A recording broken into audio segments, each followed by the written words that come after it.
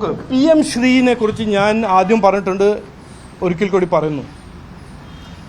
മുഖ്യമന്ത്രിയും കേരള സർക്കാർ MOU sign ചെയ്തിട്ടുണ്ട്. സൈൻ ചെയ്താൽ അതിന് ക്യാൻസൽ ചെയ്യാനോ വിഡ്രോ ചെയ്യാൻ ആ MOUയിൽ ഒരു പ്രൊവിഷൻ ഇല്ല. അത് മ്യൂച്വലി ആണ് അത് തീരുമാനിക്കേണ്ടത്, ഗവൺമെൻറ് ഓഫ് ഇന്ത്യയും ഗവൺമെൻറ് ഓഫ് കേരളയും.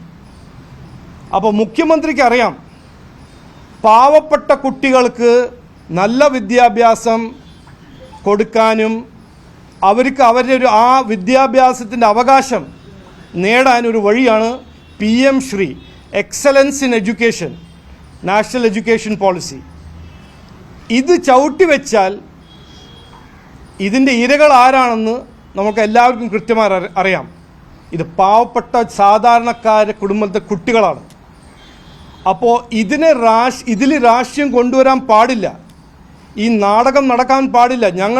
ഞങ്ങൾ കൃത്യമായി ആദ്യം പറഞ്ഞതാണ്, ഇതിൽ രാഷ്ട്രീയത്തിൻ്റെ ഒരു ആവശ്യമില്ല. ഇത് കുട്ടികളുടെ ഭാവിക്ക് വേണ്ടി നല്ല സ്കൂൾ ഉണ്ടാക്കുന്നു, അതിന് കാശ് തരുന്നു.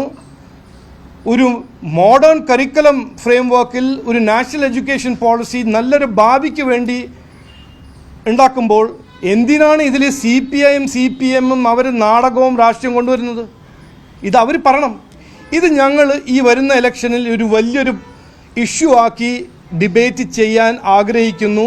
ഞാൻ ഇന്ന് ഉറപ്പ് തരുന്നു, വിദ്യാഭ്യാസ മേഖല, ആരോഗ്യ മേഖല, ഇതിൻ്റെ വീഴ്ചയും തകർന്നു കിടക്കുന്ന ഈ ഒരു സ്ഥിതിയും ഇത് ഒരു ഇലക്ഷൻ ഇഷ്യൂ ആയിട്ട് മാറും. ഞാൻ ഇപ്പോഴും എൻ്റെ ഒരു റെസ്പെക്റ്റ്ഫുൾ ഒരു റിക്വസ്റ്റാണ് മുഖ്യമന്ത്രിയോട്. ഇത് കുട്ടികളുടെ ഭാവിൻ്റെ കുറിച്ച് നിങ്ങൾ ഈ പോളിറ്റിക്സ് കളിക്കരുത്, അവരുടെ ഭാവി ബാധിക്കരുത്. PM ശ്രീ വഴിയും നാഷണൽ എഡ്യൂക്കേഷൻ പോളിസി വഴിയും സർവശിക്ഷ അഭിയാൻ വഴിയും കുട്ടികൾക്ക് നല്ലൊരു ഭാവി സൃഷ്ടിക്കാൻ നമ്മളെല്ലാവരുടെയും ഒരു കടമയാണ്, രാഷ്ട്രീയക്കാരെല്ലാവരുടെയും കടമയാണ്. അങ്ങനെയാണ് കാണേണ്ടത്.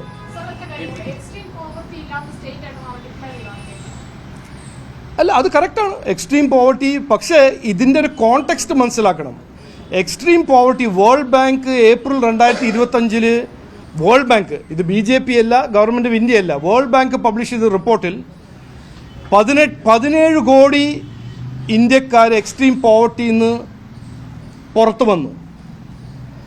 അതിൻ്റെ കാരണം വേൾഡ് ബാങ്ക് പറഞ്ഞത് ഗവൺമെൻറ് ഓഫ് ഇന്ത്യൻ്റെ പല സ്കീംസ് ആയിരുന്നു.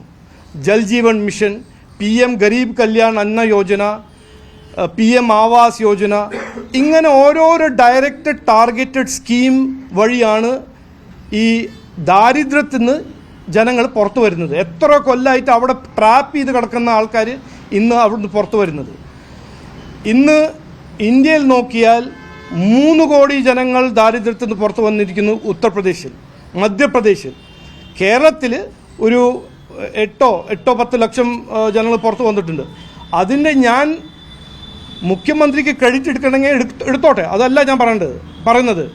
പക്ഷേ ഇതിൻ്റെ കാരണം എന്താണ്, ഇതിൻ്റെ പോളിസി ഫ്രെയിംവർക്ക് എന്താണ്, കഴിഞ്ഞത് 70 കൊല്ലം നടക്കാത്ത ഇഷ്യൂ എങ്ങനെ കഴിഞ്ഞ 8-10 കൊല്ലത്തിൽ നടന്നു, ഇതെല്ലാം കൃത്യമായിട്ടും നമ്മളെല്ലാവരും മനസ്സിലാക്കണം എന്നാണ് ഞാൻ പറയാൻ ആഗ്രഹിക്കുന്നത്.